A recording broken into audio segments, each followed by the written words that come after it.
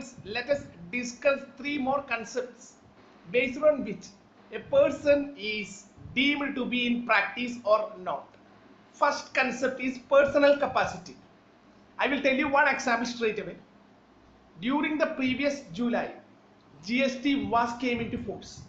Your father is running a business and he might have lot of doubts with respect to the GST matter, and he may be taking your consultancy service.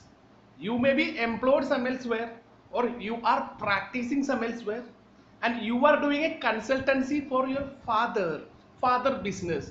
Why? Because he doesn't have sound knowledge on the taxation matter. You are helping him for uploading the GST returns. In such cases, that will become personal capacity. Why? Because the persons are relative and you are not offering those service to the outside people. In such situation is called the work in the personal capacity. Next is the employee capacity. We should recollect certain definitions, certain aspects in the chapter of salary. If there is an employer and employee relationship, there will establish a contract of service. In such situation, employer will have full control over employee with respect to how to do, in what manner that work has to be done. In such situation, there is no independency, which are the basic ethical requirement as far as a chartered accountant is concerned. In such situation, there is no independency and a chartered accountant is not deemed to be in practice.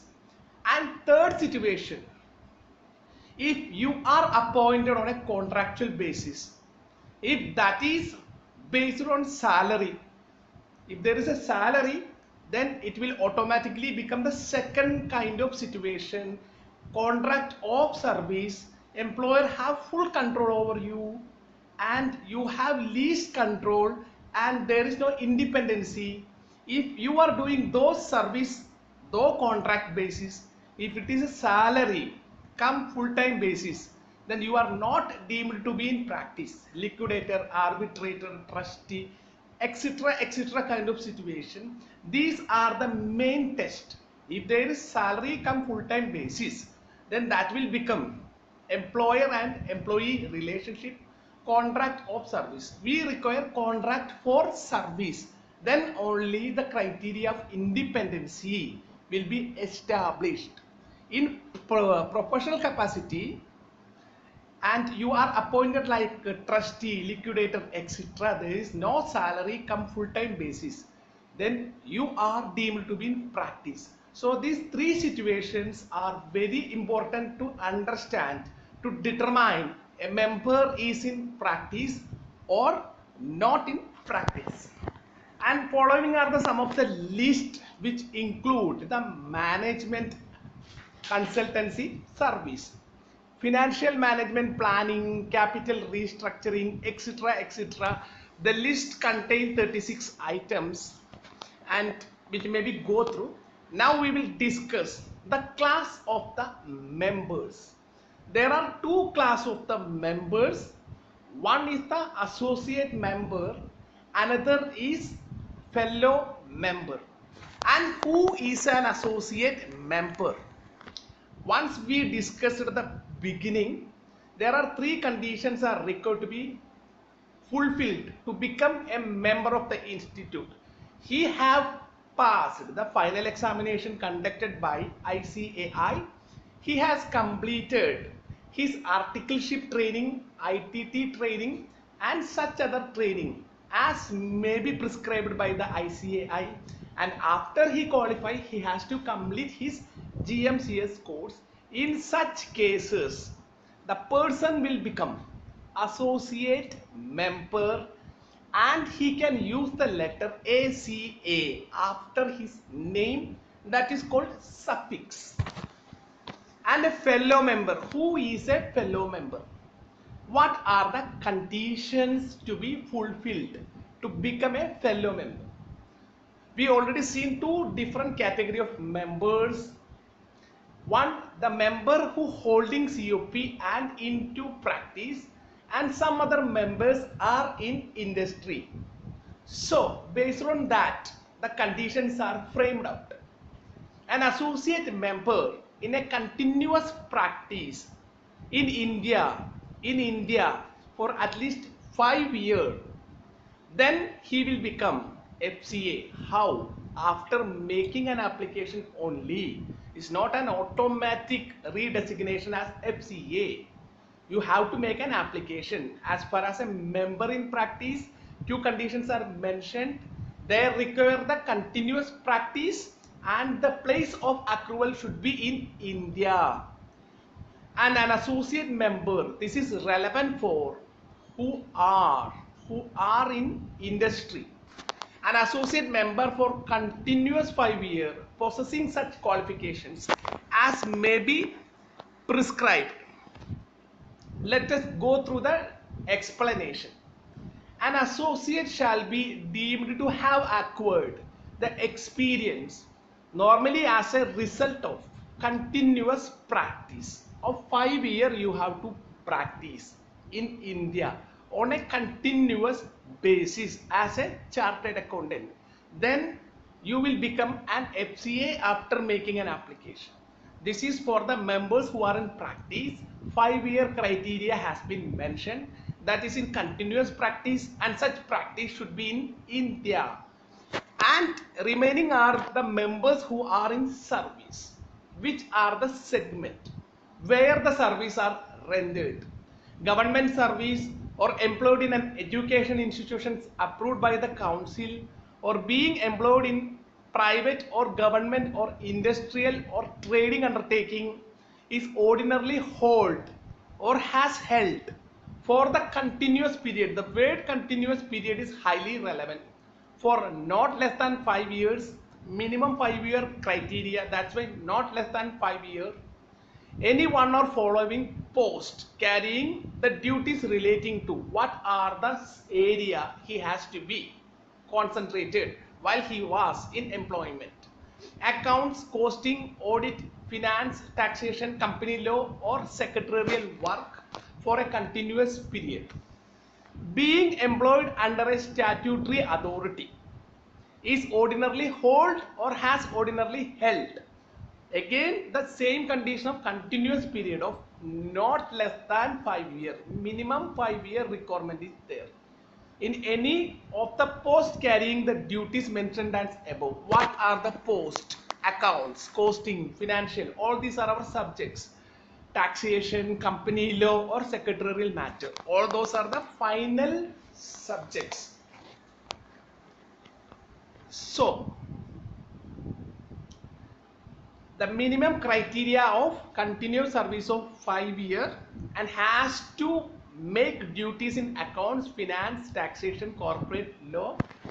Then after making an application to the regional council, members fulfilling the above criteria, those who are in practice, who is in continuous practice in India for a 5 year, or the members in service who has minimum completed the continuous service of 5 years in the specialized domains such as accounts, finance, etc., etc., has to, if fulfill those conditions, are eligible to apply the respective regional office with prescribed fees. There may be a fees and applications in form 3 along with the required documents to prove that he is in a continuous service of minimum of 5 years to become a fellow membership.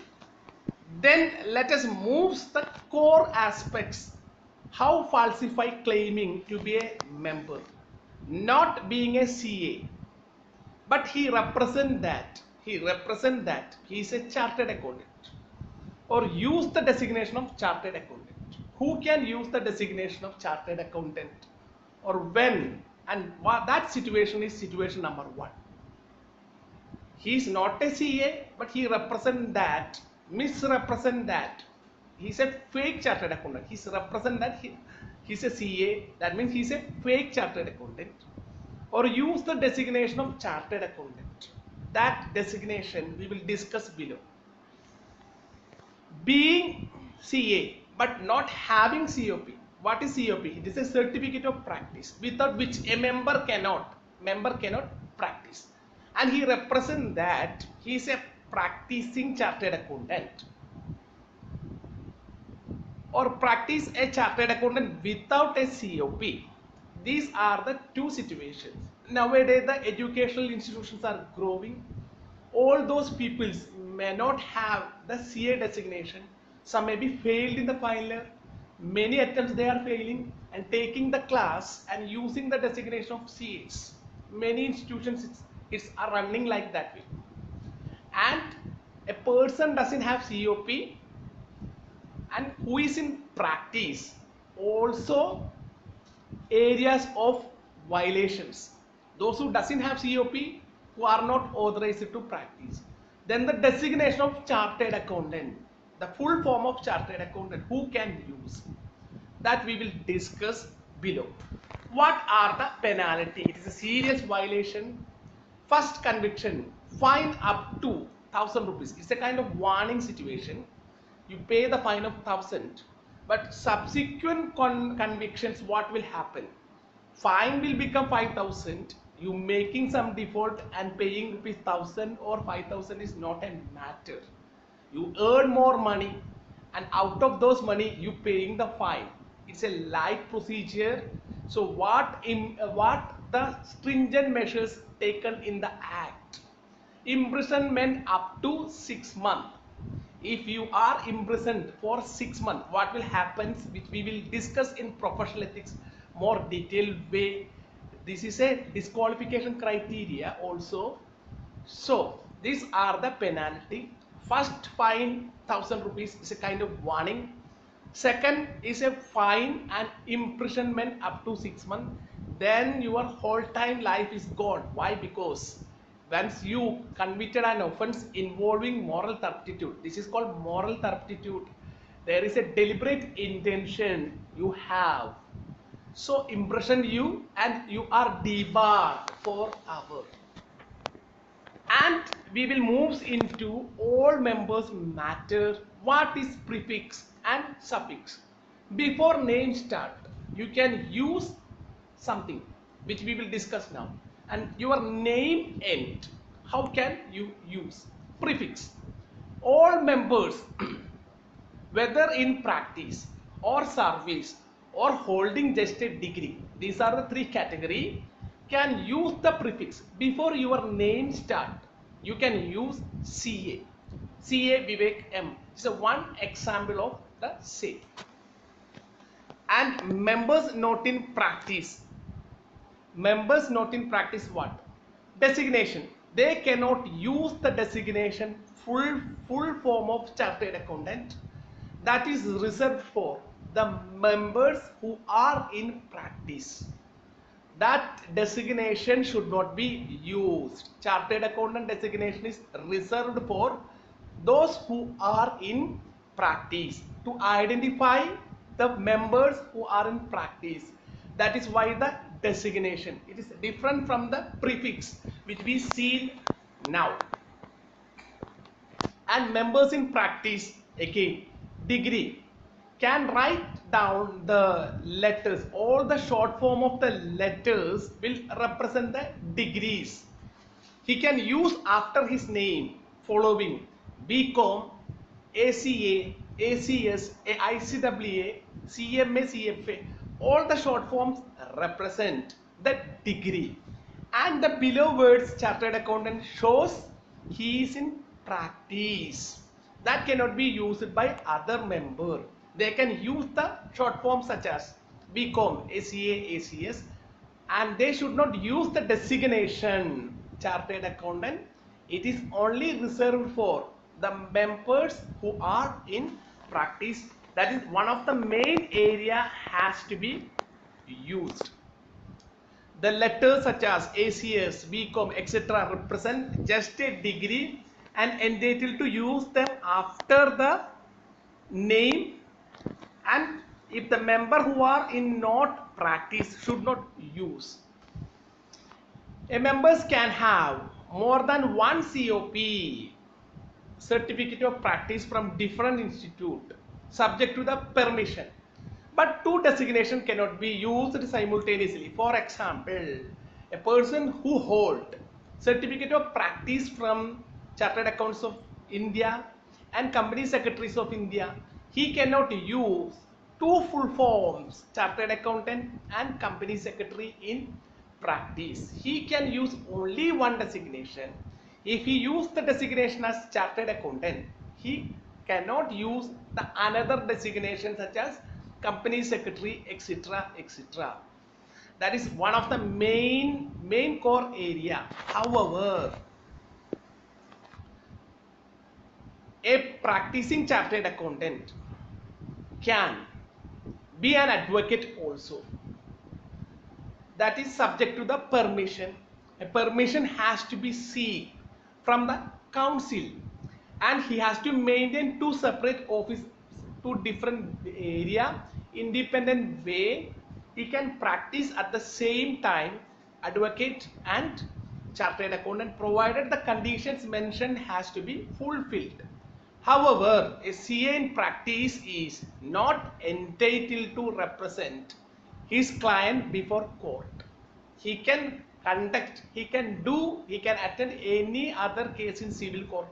Nothing is debarred. But one condition is mentioned. A client case should not be proceeded by a practicing chartered accountant who is also a practicing lawyer.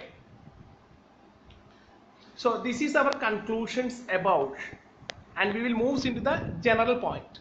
A member's not in practice cannot accept any engagement for services prescribed for practicing CA, because they must have a COP, and they should not use the designation. Other member should not use the designation as chartered accountant. They can use as a prefix that all members can squarely applicable CA before their name start, and they are entitled to show their degree such as BCom, ACA, ICAA after the names end. But those who are not in service should not use the designation as a chartered accountant. This is main point. So this is our basic discussions about the second part of professional ethics. Thank you for watching the video and have a nice day ahead.